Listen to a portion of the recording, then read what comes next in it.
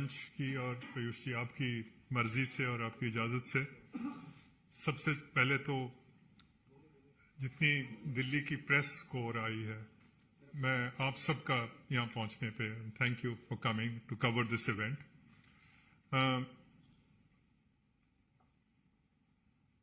आज बैठे हैं तो सबसे मैं पीयूष जी का धन्यवाद करता हूँ। इनकी कोशिश और काविश की वजह से आज इस प्रेस ब्रीफिंग में बैठा हूँ। हमारे पंजाबी में एक कहावत है कि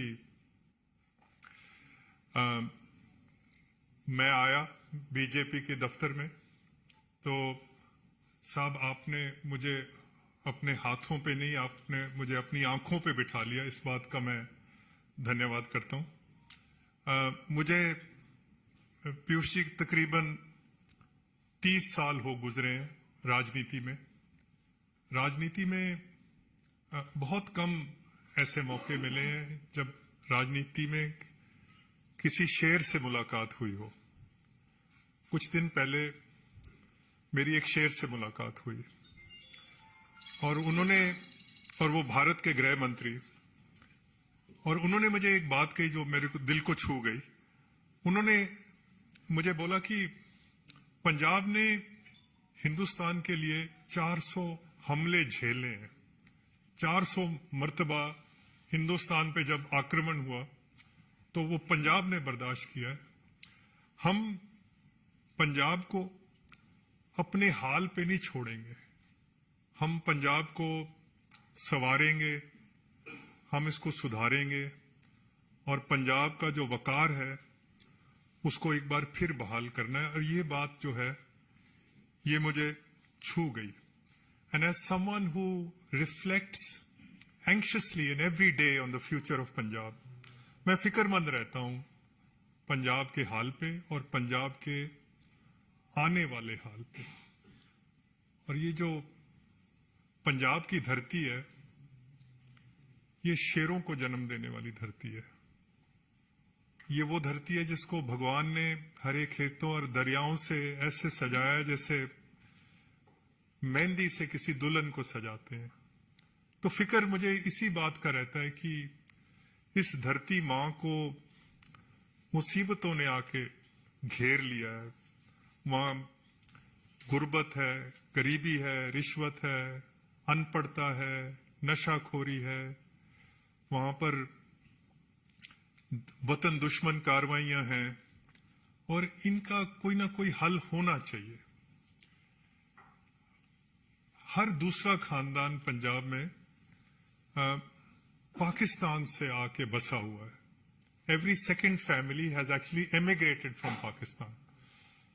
और आपकी तो उम्र बहुत कम है, शायद इसको आपको दिलचस्पी भी इसकी आपको कम होगी, पर 10 लाख आदमी थे जो जब हिंदुस्तान और पाकिस्तान का विभाजन हुआ तो 10 लाख आदमी कत्ल हुआ हमारा। लाखों माएं थी हमारी जिनके सिरों से चादरें छीन ली गई। हमारी बेटियां थी जिनके सिरों से दुपट्टे नोच लिए गए। लाखों बुजुर्ग थे हमारे जिनके जवान लाठियां थी जो बुढ़ापे का सहारा थी वो टूट गई। 10 लाख आदमी कत्ल हुआ। फिर जाके 15 अगस्त 1947 का सूरज चढ़ते हमने देखा था और इस उम्मीद से आए थे कि ये किसी आजाद मुल्क में जा रहे हैं। मेहनत और मोहब्बत से अपने आने वाली नस्लों का हम कोई जो भविष्य है वो बनाएंगे। तो इस बात का हमेशा हमें पंजाब वाले लोगों को ये फिक्र रहता है कि वो जो सपने थे वो सपने जो हैं वो साकार होने चाहिए। तो वैसे तो कभी आपने नहीं सुना होगा कि बुज़दिल और पंजाबी, मायूसी और पंजाबी, ये दरअसल दो जो शब्द हैं वो एक सांस में जमा नहीं हो सकते। आपने कभी नहीं सुना होगा कि ये बुज़दिल पंजाबी है या मायूस पंजाबी है। इसलिए मैं और ये जो पंजाब के अंदर हर चीज अपने आप को देश के लिए कुर्बान कर देना, ये जो क्वालिटीज हैं पंजाब के लोगों की, ये बाजारों से नहीं मिलती, हाट से खरीद के नहीं ला सकते, ये भगवान की नुसरत से मिलती है। तो पंजाब ने एक बहुत बड़ा योगदान दिया है इस देश के निर्माण में, पर आज भी हम देख रहे हैं कि कुछ सफ़े जो हैं हिंदुस्तान के निर्माण में अभी भी खाली पड़े हैं, कोरे पड़े हैं। और पंजाब इन सफ़ों की, इन पेजेस की रौनक बन सकता है, बशर्त इसको अच्छे आदमी, कोई लायक आदमी, कोई वतन परस्त लोग इसको चलाने के लिए आ जाएं। तो आज इसी फिक्र के साथ आज भारतीय जनता पार्टी इस आस और उम्मीद के साथ यहां शामिल हो रहे हैं कि कोई शख्सियत प्रस्त इंसान नहीं है, पर भारतीय जनता पार्टी का और प्रधानमंत्री मोदी जी का एक ट्रैक रिकॉर्ड है हिंदुस्तान के लिए। पिछले जो 8 साल गुजरे हैं, डिप्लोमेटिकली हिंदुस्तान जो है बहुत मजबूत हुआ है। रूस से भी दोस्ती रख ली, अमेरिका को भी हाथ में ले लिया, चीन को भी आंखें दिखा दी। और पीयूष जी शायद इस बात की तायद करेंगे कि बहुत सस्ता तेल मिल गया हिंदुस्तान को। अगर सस्ता तेल ना मिलता तो देश में बहुत महंगाई होनी थी। आज यूरोप में, नॉर्थ अमेरिका में महंगाई बहुत है। अगर ये सस्ता तेल ना होता तो हालात बिगड़ सकते थे। हिंदुस्तान की जो इकोनॉमिक पॉलिसीज हैं पिछले 8 साल से, जो मोदी जी की खास करके PLI जो स्कीम आई है, वो मेक इन इंडिया की जो सारा है, वो देखिए उसकी वजह से हिंदुस्तान दुनिया की फैक्ट्री बन जाएगा। हिंदुस्तान वो हिंदुस्तान नहीं रहेगा जो आपने और मैं जिसको जानते हैं, हमारे बचपन वाला हिंदुस्तान नहीं है। हिंदुस्तान ने तरक्की बहुत करनी है। सवाल सिर्फ एक ही है कि उस हिंदुस्तान में पंजाब का क्या मुकाम होगा, पंजाब उस हिंदुस्तान में कहां खड़ा होगा। कि एक टाइम था पंजाब हिंदुस्तान के माथे का चांद हुआ करता था। कोई बहादुरी का मेडल आता था, पूछने की बात नहीं है, वो पंजाब से ही होता था। किसी से कोई खेल में कोई मेडल आता था, पंजाब से ही आता था। पंजाब स्लिप कर रहा है। और आज ये जो चुनौतियां हैं, अगर इसको कोई ना कोई हमें कोई पटड़ी पे चढ़ा सकता है तो वो प्रधानमंत्री और उनकी जो टीम है, ये जो मेरे बगल में बैठे हैं। You are running the 5th largest economy, the 3rd largest military in the world, it's the 7th biggest country in the world. Or these are very exciting times to be a politician. These are very exciting times to be an Indian. You could have actually been an Indian from 1947 to 1995. Nothing was happening for India. And thanks to Modi ji, वो जो 8%, 9% जो growth आ रही है इस वक्त, मैं subject to correction sir, we are a $3.25 trillion economy. जिस दिन हिंदुस्तान $6 ट्रिलियन इकोनॉमी बन गया, we will become a meaningful society. तो उस आस और उम्मीद के साथ आज बीजेपी और मोदी जी के जो इनका जो लीडरशिप है उसमें पंजाब का, और वैसे तो एक पंजाबी में मुहावरा है कि दोस्ती में, दुश्मनी में और आशिकी में इंसान को दिल तो बड़ा ही रखना चाहिए, दिल छोटा नहीं रखना चाहिए। तो कांग्रेस को तो आज खैर बात कह के आज भारतीय जनता पार्टी में शामिल हो रहे हैं। जिनके साथ कभी बैठ के पानी भी पिया हो, उसके बारे में भी इंसान को बुरा बोलना नहीं चाहिए। बट मुश्किल ये थी कि how can you operate in a party which is at war with itself. अपने साथ ही जंग है, धड़े बने हुए हैं।